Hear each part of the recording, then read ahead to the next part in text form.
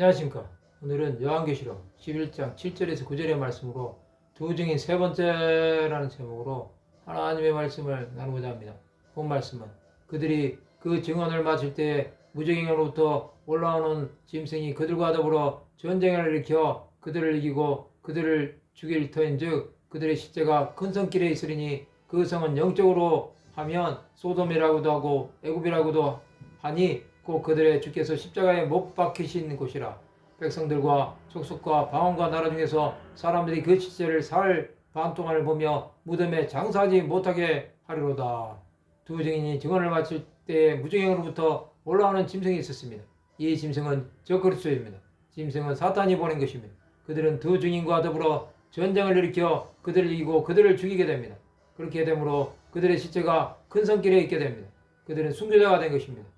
그 성은 영적으로 하면 소돔이라고도 하고 애굽이라도 하게 됩니다. 이것은 그만큼 타락했다는 것입니다. 곧 그들의 주께서 십자가에 못 박히신 곳입니다. 주 예수께서는 예루살렘에서 십자가에 못 박히셨습니다. 즉 적그리스도는 예루살렘에 나타난다는 것입니다.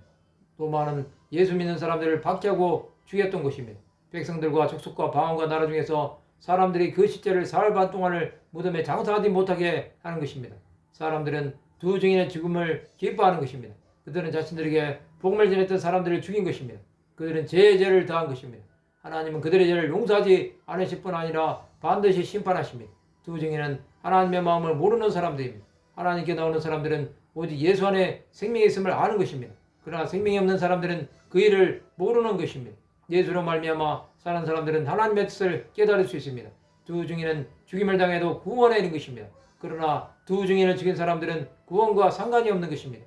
두 증인이 적그리스도의 박해를 받아 죽음으로 하나님의 뜻은 이루어진 것입니다. 이제 두 증인은 하나님 나라에서 안식하고 있을 것입니다. 지금도 두 증인 같은 수많은 하나님의 사람들이 있습니다. 이들에게 복음은 하나님의 뜻을 이루는 것입니다. 또 생명의 주 예수를 전하는 것이 삶의 목적이 되는 것입니다. 하나님의 평강이 이들을 지켜주실 것입니다. 하나님의 손에 붙들린 두 증인이 지금도 활동하고 있을 수 있습니다. 예수를 믿는 사람들은 두 증인처럼 자신에게 주어진 시간을 예수를 위해 사용하는 것입니다. 이들은 생명이 주 예수의 손에 있다는 사실을 깨달은 사람들입니다. 온 땅에 예수의 이름을 위해 살아가시기 바랍니다. 주 예수는 우리를 위해 죽으시고 부활하시고 승천하셨습니다. 또다시 오실 것입니다. 그 예수를 바라보며 믿음의 길을 가야 합니다. 증인들은 보고 들은 대로 말하는 사람들입니다. 이 증인이 되는 것이 우리의 사명입니다. 말씀을 마치고자 합니다. 예수를 위해 순교를 당해도 하나님 나라에 들어감을 기뻐하는 하나님의 백성들이 되시기를 주님의 이름으로 축원합니다.